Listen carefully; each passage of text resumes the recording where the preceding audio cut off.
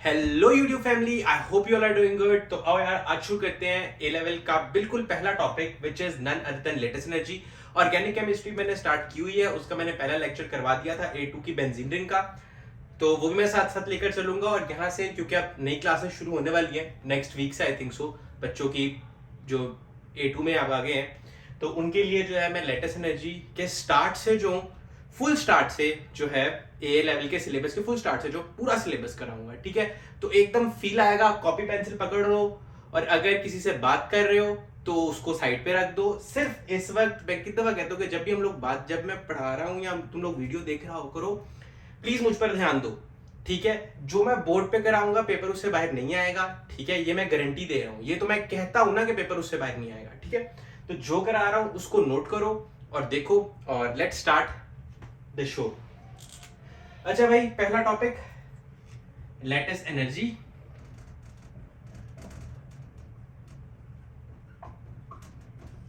ठीक है जी, इसमें से आपका टोटल जो है ना, टोटल मैक्सिमम अगर मैं बात करूं तो 10 मार्क्स टू 13 मार्क्स का क्वेश्चन बन सकता है। और मिनिमम इस टॉपिक में से आपका जो है, मिनिमम इस टॉपिक में से कोई एक आधा पार्ट आ जाए लेटेस्ट एनर्जी कैलकुलेट करने पे, तो आपका 6 मार्क्स का इजी पीजी क्वेश्चन बन सकता है, ठीक है। तो अब शुरू करते हैं। तो लेट्स स्टार्ट द शो। सबसे पहले तो लेटेस्ट एनर्जी बला क्या है, देखो, लेटेस्ट एनर्जी नाम में ही है कि तो एनर्जी है। एक लेटेस्ट बनाने में जो एनर्जी लगती है उसको हम कहते हैं latest energy.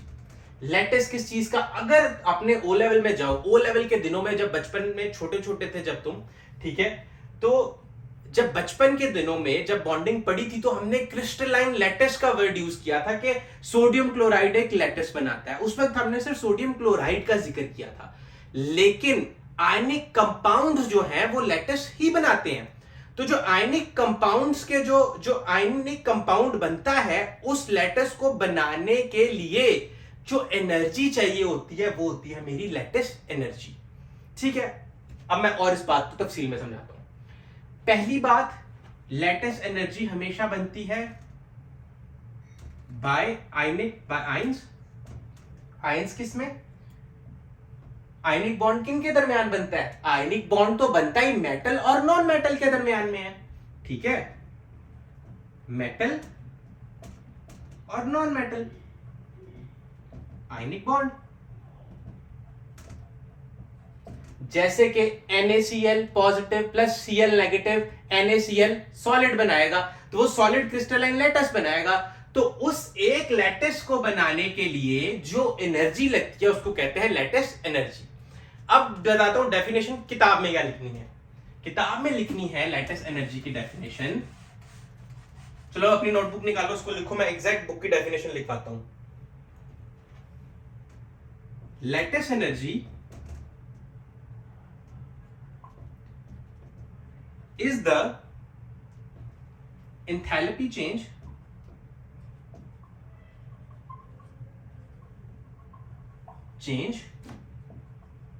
when 1 mole of a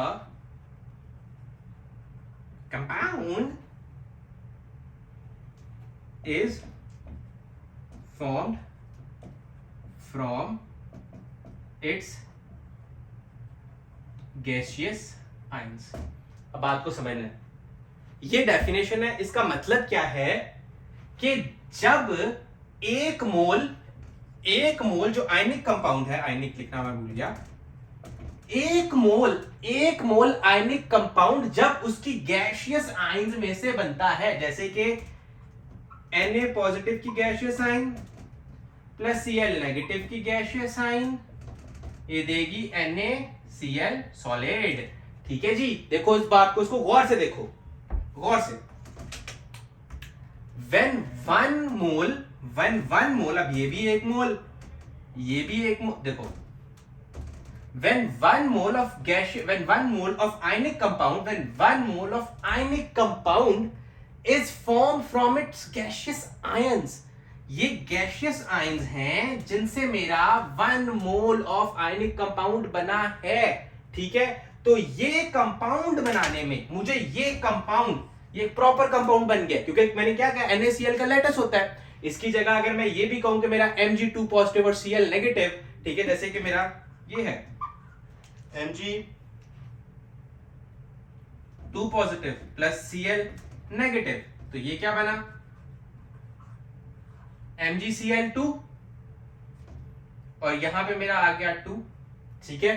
तो यहां पे क्या बन, 1 मोल ऑफ आयनिक कंपाउंड, क्योंकि लैटिस है ना, लैटिस, ठीक है। आयनिक कंपाउंड क्या बनाता है, आयनिक कंपाउंड तो लैटिस ही बनाते हैं ना यार, आयनिक कंपाउंड तो लैटिस ही बनाते हैं ना, ठीक है। तो जब आयनिक कंपाउंड जो है वो लैटिस बना रहे हैं अगर, ठीक है, तो आयनिक कंपाउंड जो लैटिस बना रहे हैं, उस लैटिस को बनाने के लिए जो एनर्जी लगती है उसको कहते हैं लेटिस एनर्जी।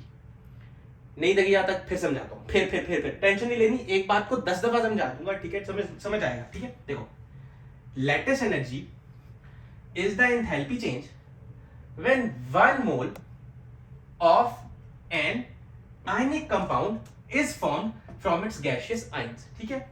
ये gaseous ion, ये gaseous ion दोनों मिले, ठीक है, वो ना, जब दो दिल मिल रहे हैं, अब ये जो दो दिल हैं ये मिल रहे हैं, और ये 1 मोल ऑफ NaCl आ गया, और ये है सॉलिड स्टेट में, क्योंकि आयनिक कंपाउंड जो है, क्योंकि आयनिक कंपाउंड बना रहा है वो, ठीक है। समझ लगी यहां तक बात क्लियर आई, ठीक है। नहीं लगी कमेंट सेक्शन में बताना, फिर एक्सप्लेन कर दूंगा, ठीक है। अब बात है पेपर में इसको कैसे लिखना है। पेपर में ये सवाल आएगा 3 नंबर का, पेपर में ये आएगा 3 नंबर का, 3 मार्क्स, ठीक है। इसको कैसे लिखना है वो बता देता हूं। देखो, पहले लिखना है lattice energy is enthalpy change, इसका 1 नंबर है, ठीक है। यहां पर 1 नंबर आता है when 1 mole of ionic compound is form from its gaseous ions, इस पूरी चीज के हैं 2 नंबर, ठीक है। और 1 नंबर मिलेगा आपको इस फॉर्मूला लिखने का, ये लिखना है डेफिनेटली, एक्सप्लेन करना है बच्चा, इसको एक्सप्लेन नहीं करोगे तो बात खराब होगी, ठीक है, मार्क्स नहीं देगा वो, इसको लिखना है, ठीक है। 3 नंबर लेने के लिए इसको कंप्लीट लिखना है, सही है। मुझे लगता है यहां तक बात क्लियर होगी। अब आगे बताता हूं आगे क्या सीन है। इसकी और 2-3 प्रॉपर्टीज है, उनको समझ लो। हमने ओ लेवल में पढ़ा था, ये ओ लेवल ही चल रहा है अभी, ओ लेवल में हमने ये पढ़ा था कि मेरी जो बॉन्ड ब्रेकिंग होती है वो एंडोथर्मिक होती है, मेरी बॉन्ड ब्रेकिंग जो है वो एंडोथर्मिक होती है, और बॉन्ड मेकिंग जो है वो एक्सोथर्मिक होती है। अब देखो, इसको गौर से देखना है, यहां पर मेरा NaCl, मेरा Na प्लस Cl मेरे NaCl बना रहा है, मतलब ये कि मेरी दोनों गैसियस आयंस मिलके इसको बना रही है। यहां पे क्या हो रहा है, बॉन्ड मेक हो रहा है, फिर से देखो फॉर्मूला क्या है, when 1 mole of ionic compound is form from its gaseous ions मिलके एक कंपाउंड बना रही है, मतलब ये कि फॉर्मेशन हो रही है। तो बॉन्ड फॉर्मेशन किसको कहते हैं जी, एक्सोथर्मिक को। भाई अगर वो रिप्लाई नहीं दे रही तो छोड़ दे उसकी जान, ठीक है। मैं तुझे बताऊं, समुंदर के किनारे आबादी नहीं होती, जिससे मोहब्बत हो जाए उससे शादी नहीं होती, ठीक है। पहली बात तो ये, ठीक है। तो इसलिए काम पे ध्यान दे, ये जो है ना इसको छोड़ दे, ठीक है। वो अगर नहीं रिप्लाई दे रहा या दे रही तो तुम लोग बिला वजह टाइम वेस्ट कर रहे हो, ठीक है, वीडियो से डाइवर्ट हो जाते हो, ठीक है। तो प्लीज इस चीज को देखो और किसी का मैसेज का इंतजार करो। मैसेज का इंतजार करना गलत बात नहीं है, लेकिन इस वक्त तुम्हारी सबसे ज्यादा प्रायोरिटी है ग्रेड लेना, ठीक है। ग्रेड नहीं आता, मैं बच्चों को क्या क्या थक जाता हूं कि ग्रेड इतनी आसानी से नहीं आता, ठीक है। You have to work hard for it. Grade सब कुछ तो नहीं है, मैं मानता हूं, लेकिन अगर कर रहे हो इस काम को तो फिर ठीक तरीके से करो ना, ठीक है। अगर तुम्हें ये चीज की आदत डल जाए कि मैंने जो काम करना है उसको ठीक तरीके से करना है, तो इट्स नॉट ओनली स्टडी, अगर तुम स्टडी कर रहे हो तो उसको ठीक तरीके से करो, ठीक है। स्टडी ठीक है, मैं मानता हूं कि स्टडी सब कुछ नहीं होती है, ठीक है, लेकिन अगर स्टडी कर रहे हो तो यार उसको इस तरीके, तुम जो काम कर रहे हो उसको तो अच्छे तरीके से करो। तो मसला ये, कोई भी काम अच्छे तरीके से नहीं करते ना, ठीक है। तो जो काम कर रहे हो उसको अच्छे तरीके से करो, सही है। तो ये एक्सोथर्मिक आ गया और ये सारा निकल गया, ठीक है। अब मैं और आगे एक चीज समझा देता हूं, ठीक है।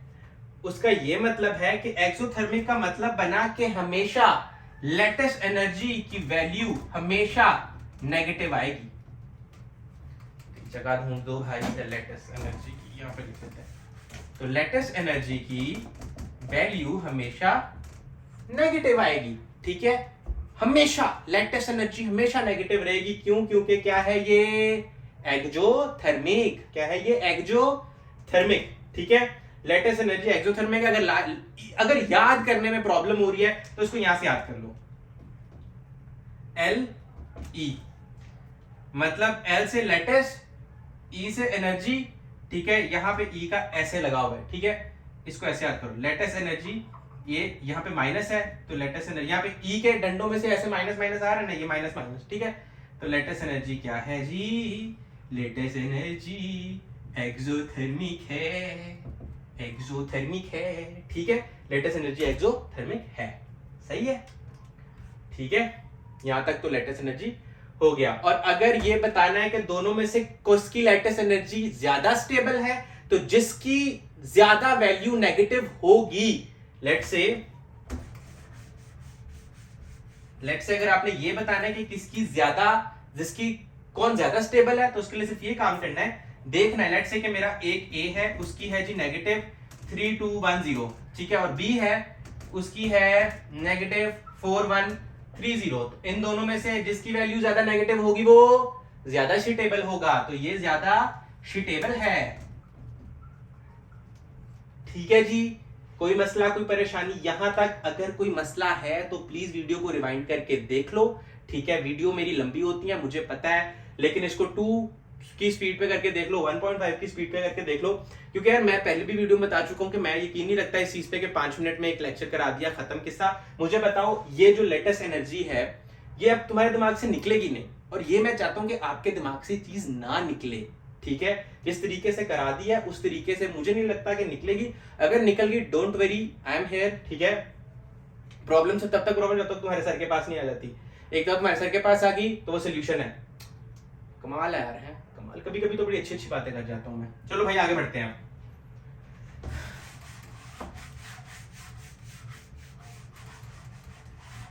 Let's move further.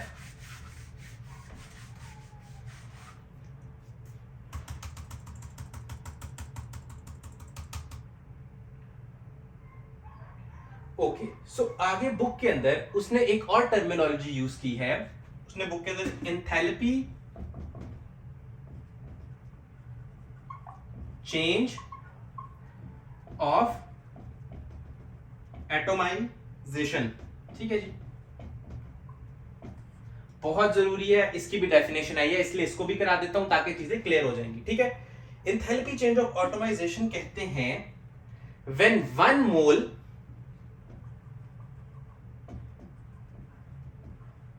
of gaseous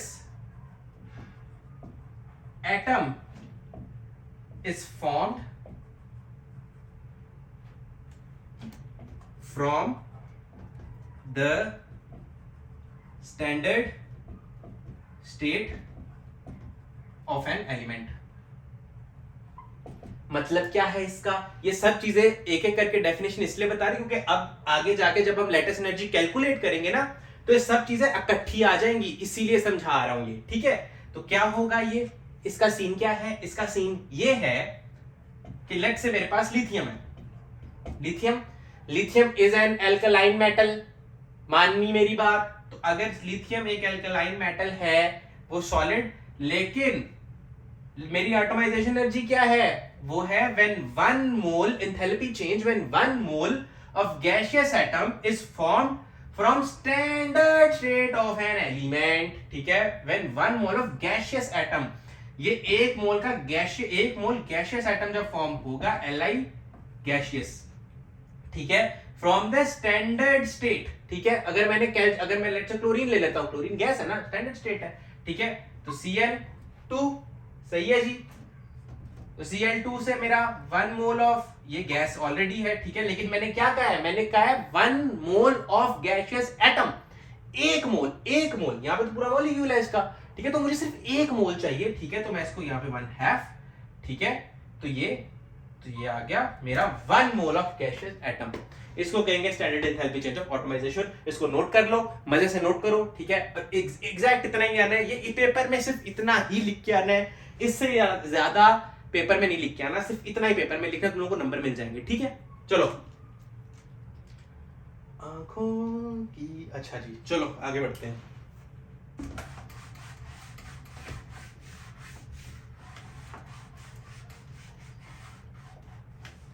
अब जो है एक और इंपॉर्टेंट टर्मिनोलॉजी जो आने लगी है और उसको भी हमने यूज करना है, वो है जी इलेक्ट्रॉन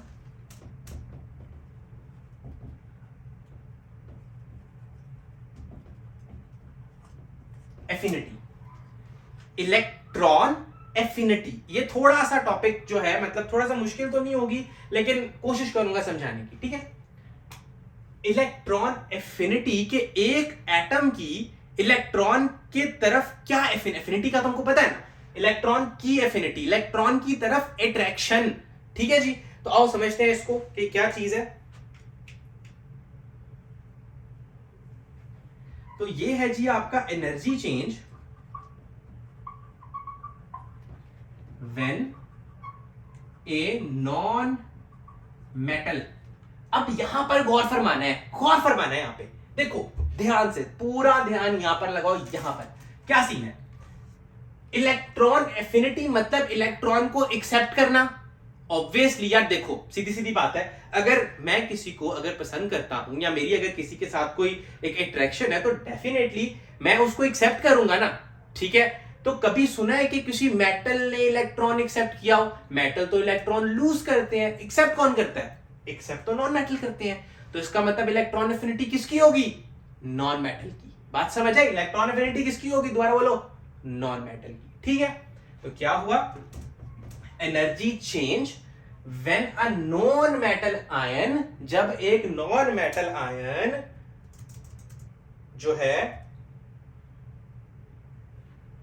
एक्सेप्ट्स एन इलेक्ट्रॉन।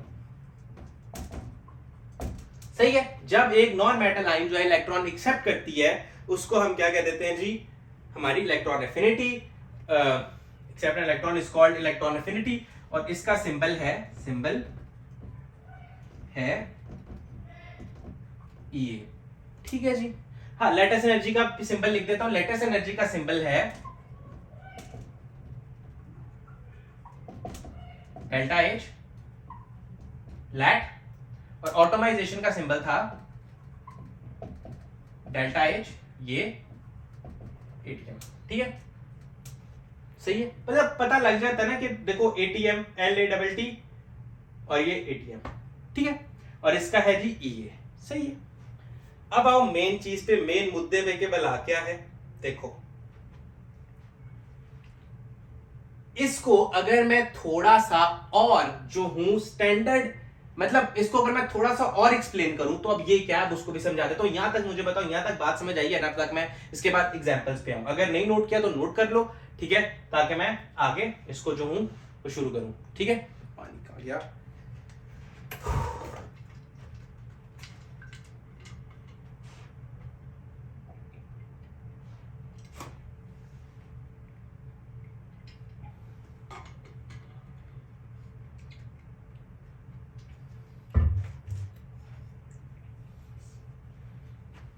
चलो लेट्स स्टार्ट।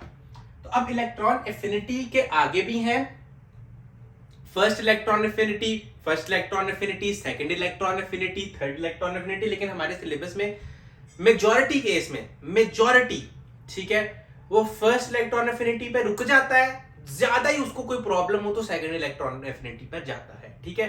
सिर्फ दो हैं और मैं दोनों को यहां पर अभी एक्सप्लेन कर देता हूं। मुझे लगता है आज बॉन्ड हैबिट साइकिल नहीं होगी, ठीक है। बॉन्ड लेटेस्ट एनर्जी कैलकुलेट करने का तरीका मैं आज नहीं बता पाऊंगा, ठीक है। लेकिन इसकी कोई परवाह नहीं, मुझे ये है कि तुम लोगों को आज ये चीजें जो है क्लियर हो जाए, ताकि मैं जो हूं कल जो मैं बॉन्ड हैबिट साइकिल करा दूंगा, ठीक है।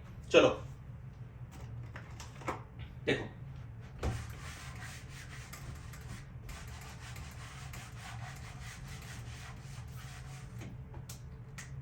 फर्स्ट इलेक्ट्रॉन एफिनिटी, डेफिनेशन लिख लो साथ साथ। फिर मैं एक्सप्लेन भी कर देता हूं. The enthalpy change when 1 mole of electron is added to 1 mole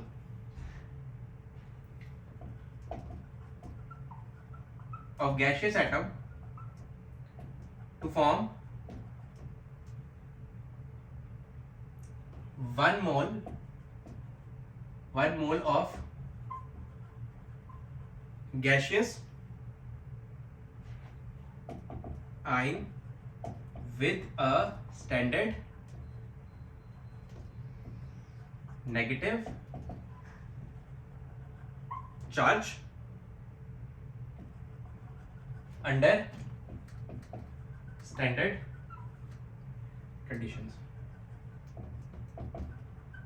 मुझे पता है मैं थोड़ा स्लोप लगा रहा हूं, लेकिन अगर प्रॉब्लम है थोड़ा आगे बढ़ा के देख लो, जिसको डेफिनेशन आती है, क्योंकि मैं सब कुछ बोर्ड पे इसलिए लिख रहा हूं ताकि जो नोट कर रहे हैं उनके लिए भी आसानी हो कि उन्होंने पेपर के अंदर क्या लिखना है. फर्स्ट इलेक्ट्रॉन एफिनिटी की ये डेफिनेशन है. आज तक उसने पूछी नहीं है फर्स्ट इलेक्ट्रॉन एफिनिटी की डेफिनेशन. वो अक्सर जो है इलेक्ट्रॉन एफिनिटी की जरूर उसने पूछे, लेकिन आज तक उसने फर्स्ट इलेक्ट्रॉन एफिनिटी की नहीं पूछी. लेकिन क्योंकि अगर हमने बॉर्न हैबिट साइकिल बनानी है तो हमें ये सब कुछ आना चाहिए. ठीक है, तो इसीलिए इसको समझ लो. ठीक है, अब क्या है इस डेफिनेशन का मतलब क्या है? डेफिनेशन का मतलब क्या है? फर्स्ट इलेक्ट्रॉन एफिनिटी, एक इलेक्ट्रॉन एक्सेप्ट करना. सिंपल, इसको इस मतलब में लो. क्या मतलब है? When 1 mole of electron is added to 1 mole of gaseous atom. जब एक मोल जो है, इसको इसकी लिख लेते हैं जैसे देखो, Cl गैस प्लस इलेक्ट्रॉन,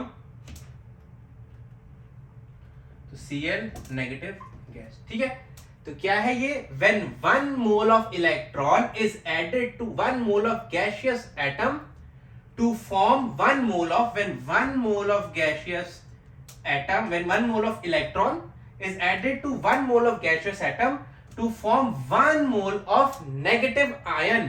ठीक है, अंडर स्टैंडर्ड कंडीशंस. ठीक है जी.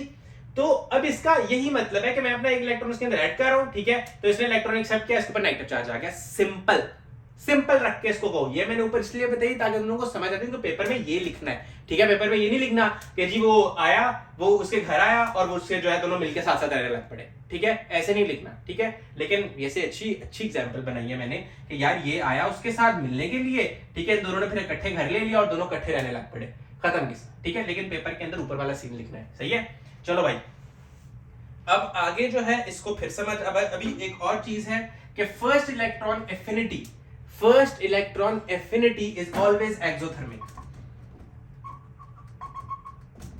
क्यों? क्योंकि इलेक्ट्रॉन इसके अंदर आके ऐड हो रहा है. खत्म किस्सा, कुछ भी नहीं है, कुछ भी नहीं है. फर्स्ट इलेक्ट्रॉन एफिनिटी एक्सोथर्मिक होती है. सिंपल. सही है, तो यहां तक बात क्लियर है. मैं अब सेकंड इलेक्ट्रॉन एफिनिटी कराता हूं, फिर किस्सा खत्म. सही है.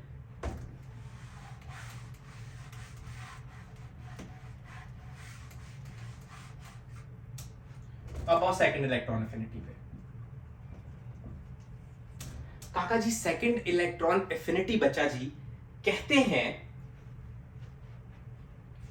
when an ion has more than one negative charge. क्या मतलब है इसका? ये मेरे पास O है, ऑलरेडी नेगेटिव है. क्यों? क्योंकि इट वेंट थ्रू जिस तरह देखो, O गैस प्लस इलेक्ट्रॉन क्या बन गया? O नेगेटिव गैसियस में. ठीक है, ये क्या हो गई इसकी? EA1. वही ना मैंने क्या बताया कि एक one mole of gaseous atom, एक मोल ऑक्सीजन का, एक मोल गैसियस एटम, एक मोल गैसियस एटम के अंदर ऑक्सीजन आया, टुश आया और वो ये बन गया. ठीक है, जब वो ये बन गया तो इसकी इलेक्ट्रॉन एफिनिटी एक आ गई, एक इलेक्ट्रॉन. ठीक है, अब दूसरी क्या होगी? दूसरी इलेक्ट्रॉन एफिनिटी क्या होगी? दूसरी इलेक्ट्रॉन एफिनिटी होगी जब किसी ऑलरेडी एक पे नेगेटिव चार्ज हो और उसके ऊपर एक इलेक्ट्रॉन आके लग जाए, इसके ऊपर नेगेटिव चार्ज, इसके ऊपर नेगेटिव चार्ज. तो क्या बना? देखो ना, सिंपल. -1 प्लस -1 इज -2, तो O के ऊपर क्या आ गया 2 माइनस गैस, ये क्या बन गया EA2। समझी बात, ठीक है। लेकिन एक चीज, एक डिफरेंस है, ये होती है एक्सोथर्मिक और ये होती है एंडोथर्मिक। क्यों? क्योंकि देखो ना, इसके ऊपर ऑलरेडी नेगेटिव चार्ज है, ठीक है, नेगेटिव चार्ज है, ठीक है। तो जब ये इसके ऊपर आके ऐड होगा तो रिपल्शन होगी दोनों की, ठीक है, रिपल्शन नेगेटिव नेगेटिव कैंसिल हो जाएगा और ये आ जाएगा मेरे पास एंडोथर्मिक। सही है, क्योंकि इलेक्ट्रॉन, क्योंकि यहां पे ऑलरेडी नेगेटिव चार्ज है, तो जब ये और नेगेटिव चार्ज इसके अंदर आके डलेगा तो मैं कहूंगा कि ये पॉजिटिव हो जाएगा, ठीक है, और इसको हम कहेंगे, क्योंकि रिपल्शन भी होगी, और इसको हम कहेंगे एंडोथर्मिक। सही है, ये होगी हमारी सेकंड इलेक्ट्रॉन एफिनिटी। सही है, मैं देख लूं मैं कुछ मिस तो नहीं कर रहा, ताकि जो है एज सच मैं कुछ भी मिस नहीं कर रहा। बुक जरूर पढ़ना यार, बुक प्लीज जरूर पढ़नी है, बुक नहीं छोड़नी, ठीक है, बुक नहीं छोड़नी, बुक को पढ़ना है साथ साथ। मैं जो करा रहा हूं बुक में से करा रहा हूं, बुक की एक एक लाइन मैं बोर्ड के ऊपर करा रहा हूं, ठीक है, बुक नहीं छोड़नी, क्योंकि पेपर आपका आएगा ही किताब के अंदर से, पेपर बाहर से नहीं आएगा, पेपर आएगा ही किताबों के अंदर, मतलब एक जो किताब है, जो कोर्स बुक है, उसी में से पेपर आता है और कहीं से भी नहीं आता, ठीक है, पेपर कोर्स बुक के अंदर से आएगा, कोर्स बुक को नहीं छोड़ना। अब इलेक्ट्रो एफिनिटी का ट्रेंड समझा देता हूं, ठीक है, कल बॉन्ड हैबिट साइकिल करा दूंगा और परसों जो है मैं इस चैप्टर को पूरा वाइंड अप कर दूंगा, ठीक है। चलो आज शुरू करें। इलेक्ट्रॉन एफिनिटी का जो ट्रेंड है,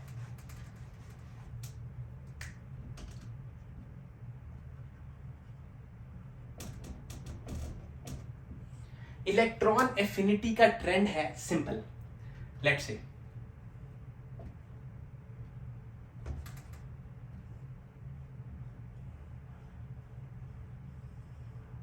ये मेरा पीरियोडिक टेबल है, सही है, ये मेरा पीरियोडिक टेबल है, कुछ भी नहीं करना यार, कोई बड़ा मसला नहीं है, सिंपल, यहां से ऐसे और यहां से ऐसे, यहां से electron affinity increases across the group and it increases from top to up. Simple, ई ऐसे होता है ना, ई ऐसे ही लिखते हैं ना, ठीक है, इसको यहां से पकड़ लो, ऐसे और ऐसे, ठीक है।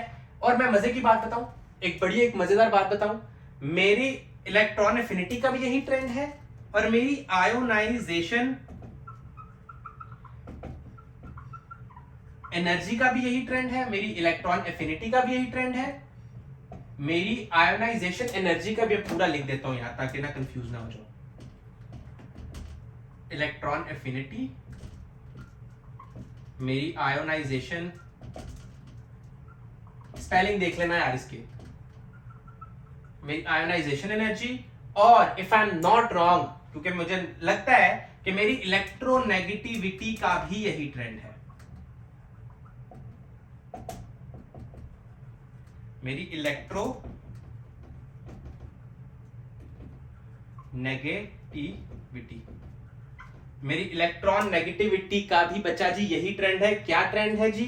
Across the group it increases and from top to the bottom it increases. क्या मैंने कहा है कि electron affinity increases across the period, मतलब ऐसे, क्यों? क्योंकि nuclear charge, effective nuclear charge increase होता है, ठीक है। इफेक्टिव न्यूक्लियर चार्ज इंक्रीज करना सिलेबस में नहीं है, मतलब कैलकुलेट करना सिलेबस में नहीं है, बट फिर भी उसका फॉर्मूला मैं बता देता हूं कि न्यूक्लियर चार्ज कैलकुलेट कैसे करते हैं। Z effective nuclear charge, Z के लिए is equal to proton number minus number of shielding electrons.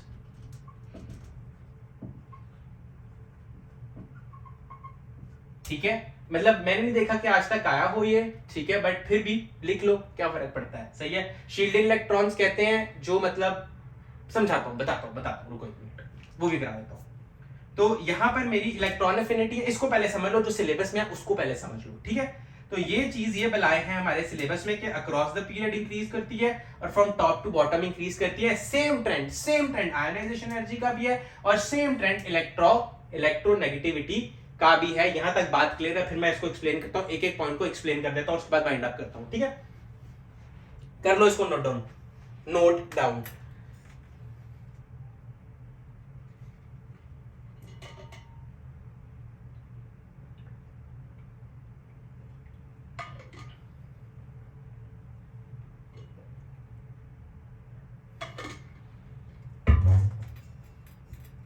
चलो भाई,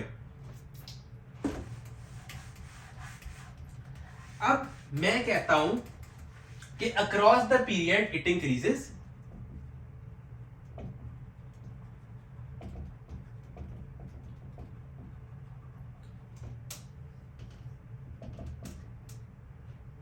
क्यों? देखो सेम चीजें हैं जो आयनाइजेशन एनर्जी में लिखी थी ना। अगर आयनाइजेशन एनर्जी नहीं देख अभी अगर आयनाइजेशन एनर्जी का नहीं पता क्या बला है, तो मैं अब जब एएस के लेक्चर्स भी अभी शुरू करूंगा, क्योंकि अभी तो मैंने चैनल शुरू किया है, ठीक है, तो मैं जैसे उसको शुरू करूंगा मैं आयनाइजेशन एनर्जी भी करवा दूंगा, ठीक है। लेकिन अभी के लिए इलेक्ट्रॉन एफिनिटी देख लो, सही है। Across the period it increases, ठीक है। क्यों अक्रॉस द पीरियड इंक्रीज करती है? बिकॉज मतलब एक तो टेक्स्ट मैसेजेस ने सबका बेड़ा गर्क कर दिया हुआ है, ठीक है। Across the period it increases because nuclear charge increases, ठीक है। और न्यूक्लियर चार्ज इंक्रीज होने का हम कैसे पता लगाएंगे? वो ऐसे है, Z effective is equal to Z minus S, ठीक है। Z मतलब लेट्स से कि मैंने एल्यूमिनियम, ठीक है, एल्यूमिनियम मैंने पता लगाना है मेरे एल्यूमिनियम के ऊपर कितना चार्ज है, ठीक है, कितना न्यूक्लियर चार्ज है। तो मैं क्या करूंगा, इसका 13 होता है, सही है, 13 होता है ना इसका प्रोटॉन नंबर, ठीक है। तो 1 2 3 4 5 6 7 8 और ये कितना आ गया, 1 2 3, ठीक है। सिंपल, कुछ भी नहीं है। इसका प्रोटॉन नंबर कितना है, 13, ठीक है। 13 माइनस शील्डिंग इलेक्ट्रॉन्स कौन से होते हैं? शील्डिंग इलेक्ट्रॉन्स कहते हैं उनको जो मतलब इसको इससे जो इसके वैलेंस इलेक्ट्रॉन से जितने इलेक्ट्रॉन वैलेंस शेल से जितने इलेक्ट्रॉन आगे आगे होते हैं ना, उनको कहते हैं हम शील्डिंग इलेक्ट्रॉन्स, ठीक है। तो ये क्या बन गया, इस ये तो इसके तो यहाँ पे 3 है, ठीक है, इनको निकाल दो। इनके अलावा जितने भी है ना वैलेंस शेल के अलावा जितने भी इलेक्ट्रॉन है, वैलेंस शेल के अलावा जितने भी इलेक्ट्रॉन है ना, ठीक है, अंदर जाके मतलब अंदर आगे उसके करीब करीब जाते हैं, क्योंकि वो वही तो शील्डिंग इलेक्ट्रॉन है ना, ठीक है, वही तो शील्ड कर रहे हैं ना, कि वही तो शील्ड कर रहे हैं ना आपको आउटर लेयर को, और मेरा क्या न्यूक्लियस है, ठीक है, मेरे इलेक्ट्रॉन को जो है मेरे इलेक्ट्रॉन और मेरे न्यूक्लियस के दरमियान, मेरे वैलेंस इलेक्ट्रॉन और मेरे न्यूक्लियस के दरमियान यही तो है ना, ठीक है। ये लेट्स से कि ये प्रोटॉन है और ये न्यूट्रॉन है, ये न्यूक्लियस है, और ये क्या नाम है, यही शील्डिंग इलेक्ट्रॉन्स है ना मेरे। तो ये कितने हैं जी, 2 8 10, 2 + 8 10, तो सिंपल 10, और इसके ऊपर आ गया पॉजिटिव 3 का चार्ज। इसको कहते हैं Z इफेक्टिव, ठीक है जी। खत्म किस्सा। तो इसका न्यूक्लियर चार्ज क्या होता है, इंक्रीज होता है, ठीक है। न्यूक्लियर चार्ज इंक्रीज करने की वजह से उसकी इलेक्ट्रॉन एफिनिटी भी इंक्रीज होती है, सही है, ठीक है। और फिर दूसरी बात, फ्रॉम क्या मैंने बताया था, ऐसे और ऐसे, सही है, सिंपल, ऐसे लो और ऐसे चले जाओ,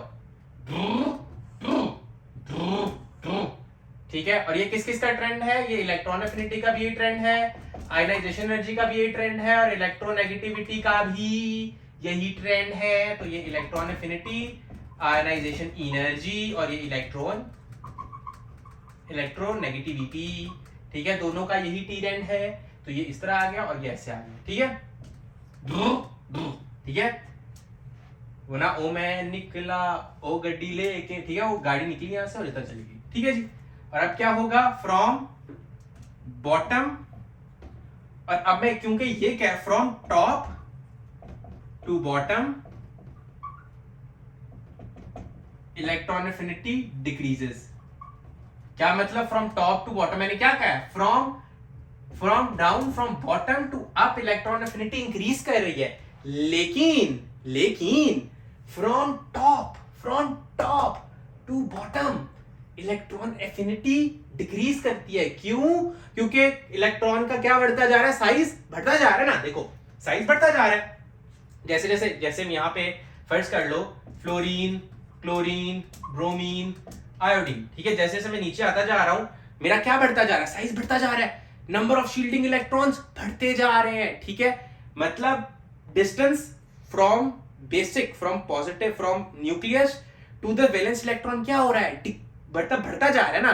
तो अगर डिस्टेंस बढ़ता जा रहा है तो इंटरेक्शन क्या हो रही है, कम हो रही है, ठीक है। इसीलिए मैं कह रहा हूं from top to the bottom, from top to the bottom मेरी इलेक्ट्रोनेगेटिविटी, मेरी इलेक्ट्रॉन एफिनिटी क्या कर रही है, डिक्रीज कर रही है। ये सेम चीजें हैं यार, ये सेम है। आयोनाइजेशन एनर्जी पे भी यही लगेंगी, इलेक्ट्रोनेगेटिविटी पे भी यही लगेंगी, सब चीजों पे यही बलाएं लगेंगी, ठीक है। बस एक जो है ना, एक चीज सुन लो कि इस ट्रेंड में एक एक्सेप्शन है, एक एक्सेप्शन है। वो ये है कि फ्लोरीन की असूली तौर पे हम क्यों कह रहे हैं कि from top to up electron affinity increase हो रही है, but chlorine has more electro affinity, electronegativity नहीं। इलेक्ट्रोनेगेटिविटी फ्लोरीन की सबसे ज्यादा कंफ्यूज नहीं करना है, ठीक है। Electron affinity EA of chlorine is more than fluorine, ठीक है। Do not confuse it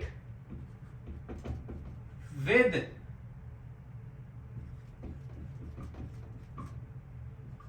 electronegativity.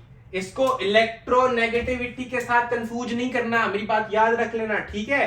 Confuse मत करना इसको, ये मत हो कि तुम दोनों आपस में कंफ्यूजन खेलते रहो, ठीक है। इलेक्ट्रॉन एफिनिटी मैंने एक्सप्लेन कर दी, अगर नहीं समझ आई तो फिर लेक्चर लगा लो, ठीक है। इलेक्ट्रॉन एफिनिटी मैं एक्सप्लेन कर चुका हूं। इलेक्ट्रोनेगेटिविटी एक और चीज है, ठीक है। इलेक्ट्रॉन वो आप बॉन्डिंग के चैप्टर में पढ़ोगे इन AS, ठीक है।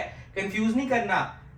यहां पर सिर्फ ये एक एक्सेप्शन है कि फ्लोरीन की इलेक्ट्रॉन एफिनिटी क्लोरीन से कम है। उसका रीजन भी बता देता हूं, उसका रीजन भी सुन लो। यहां तक बात क्लियर तो नोट डाउन कर लो एक दफा।